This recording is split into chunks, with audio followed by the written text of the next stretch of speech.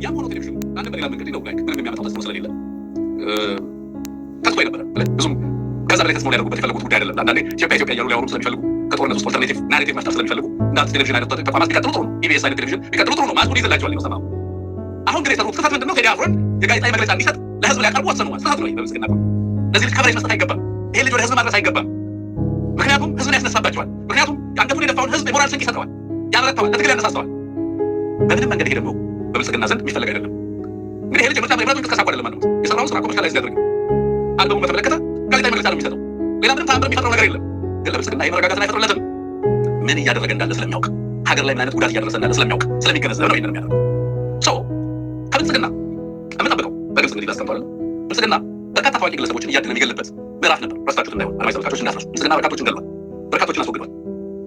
አልገደልኳቸውም ከሚላቸው ኦህዴድ አልገደልኳቸውም ይቀረኛል ቀኑን ይጠብቅ ከሚላቸው ግለሰቦች አንዱ ቴዲ አፍሮ በዛ በግልጽ ስላስቀምጠው ይቀሩኛል አልገደልኳቸውም ከሚል በምክንያት ሊያስወግዳቸው ከሚፈልጋቸው ግለሰቦች አንዱ ነው። ቢኮዝ ቴዎድሮስ ካሳሁን ወይም ቴዲ አፍሮ ሲምቦላይዝ የሚያደርገው ፓስታል ፕሬዘንታል የሚሰራቸው ስራዎች አዲስ አበባ ዩኒቨርሲቲ ለማፍረስ፣ ቤተክርስቲያንን ለማፍረስ፣ ቋንቋን ለማጥፋት፣ ህዝብን ለማጥፋት የሚሰራ አገዛዝ ይህንን ስቴት በማህበረሰብ ውስጥ የሚያስተጋቡ ግለሰቦችን ሊያወድምና ሊያጠፋ አያስብም ብሎ ማሰብ የዋለት ነው። ብልጽግና ይህን ሊያደርግ እንደሚችል በግልጽ መታወቅ ይችላል አለበት።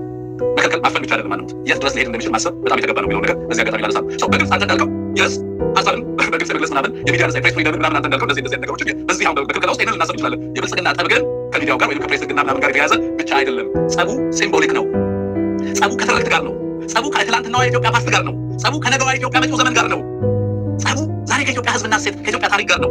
ለዚህ ነው ይህ አገዛዝ አሰብ ሲል ያታልለውን ያታል። እኛ እናውቀዋለን ስሪቱን፣ ለምን እንደቆመ፣ ለማን እንደቆመ፣ ምን እያደረገ እንዳለ በወገናችንና በህዝባችን ላይ የሚለው ነገር በሚገባ ስናነሳ የነበረው ለዛ ነው እና በዛ መንገድ ሊታይ ይገባል የሚለው ነገር ላንሳ ነው። ምን አጥፍቷል ከያኔው እስኪ ምን አጥፍቷል ለእውነት በመቆሙ ከመድረኩ ጠርቷል።